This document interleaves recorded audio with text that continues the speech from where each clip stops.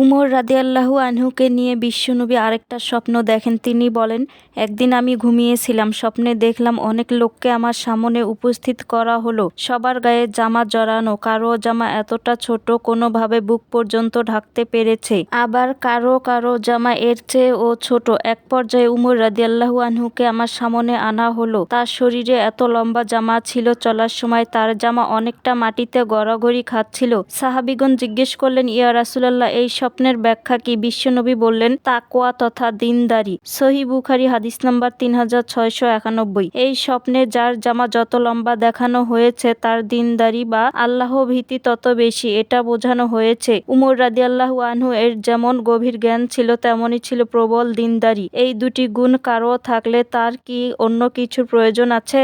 রাসূল সাল্লাল্লাহু আলাইহি সাল্লাম বলেন, পূর্ববর্তী জাতিগুলোর মাঝে অনেক মুহাদ্দাস ছিল, আমার উম্মতের মুহাদ্দাস হলো উমর ইবনে খাত্তাব। মুহাদ্দাসের সংজ্ঞা নিয়ে আলিমদের বিভিন্ন মতামত রয়েছে। কেউ কেউ বলেন মুহাদ্দাস হলো যে ব্যক্তিকে ফেরেশতা কথা শেখান, আবার কেউ কেউ বলেন যে ব্যক্তি কোনো প্রকার উদ্দেশ্য নিয়ে কথা বলে না তিনি মুহাদ্দাস। আবার কারো কারো মত হলো যে ব্যক্তি আল্লাহর পক্ষ থেকে বিশেষ প্রত্যাদেশ পান। উমর রাদিয়াল্লাহু আনহু হলেন এই উম্মতের তেমনই একজন নকিব। আমর ইবনুল আস একবার রাসূল সাল্লাল্লাহু আলাইহি সাল্লামকে জিজ্ঞেস করলেন, হে আল্লাহর রাসূল, আপনার কাছে অধিক প্রিয় কে? রাসূল সাল্লাল্লাহু আলাইহি সাল্লাম বললেন, আয়েশা। আমর রাদিয়াল্লাহু আনহু বললেন, পুরুষদের মাঝে কে? রাসূল সাল্লাল্লাহু আলাইহি সাল্লাম বললেন, তার পিতা আবু বকর। আমর রাদিয়াল্লাহু আনহু আবার জিজ্ঞেস করলেন, তারপর? রাসূল সাল্লাল্লাহু আলাইহি সাল্লাম বললেন, উমর। সহিহ বুখারী হাদিস নাম্বার 3662। আবু মুসা আশআরী রাদিয়াল্লাহু আনহু থেকে বর্ণিত, তিনি বলেন, আমি একবার রাসূল সাল্লাল্লাহু আলাইহি সাল্লাম এর সাথে একটা খেজুর বাগানে গিয়েছিলাম। কিছুক্ষণ পর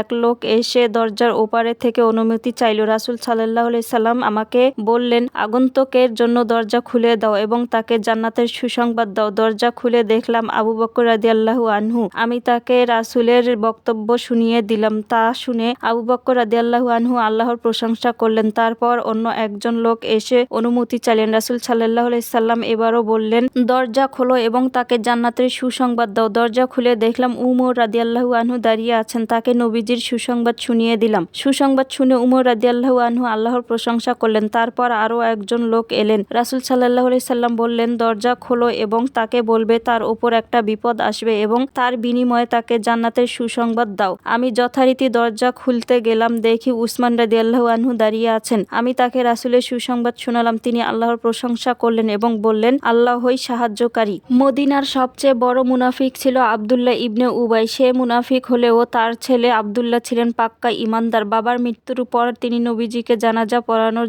অনুরোধ করলেন। নবীজি যাওয়ার উপক্রম হলেন, কিন্তু উমর রাদিয়াল্লাহু আনহু বাধা দিয়ে বসলেন। নবীজি উমর রাদিয়াল্লাহু আনহু এর বাধাকে পাশ কাটিয়ে জানাজায় উপস্থিত হলেন। এরপর মহান আল্লাহ কুরআনের আয়াত নাজিল করলেন, হে নবী, তাদের অর্থাৎ মুনাফিকদের মধ্যে হতে কেউ মারা গেলে তুমি তার জানাজার নামাজ পড়বে না এবং তার কবরের পাশে দাঁড়াবে না। তারা তো আল্লাহ ও তার রাসূলের সাথে কুফরি কর্মপন্থা অবলম্বন করেছে এবং তারা পাপিষ্ঠ অবস্থায় মারা গেছে। সূরা তাওবা আয়াত নাম্বার 84।